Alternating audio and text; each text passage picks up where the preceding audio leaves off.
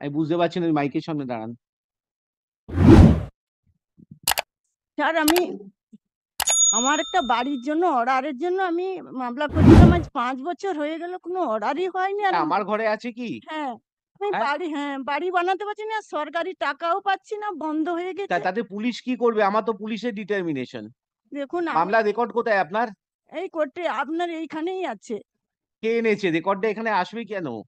এই মামলা তো আমি নিই না, বাড়ি বানানোর মামলা আমার কাছে হয় না। হ্যাঁ, আমার কাছে পুলিশের মামলা হয় খালি।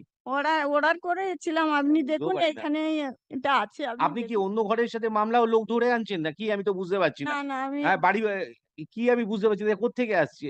গ্রুপ 9 লিখে করে দিয়েছে। দেখুন স্যার, আমি অনেক দূর থেকে আসছি, আমি কোনো জানিনি, আমি বড় মূর্খ সূক্ষ্ম লোক। আপনার তো উকিল বাবু আছে, আপনি অ্যাপিয়ার করছেন কেন?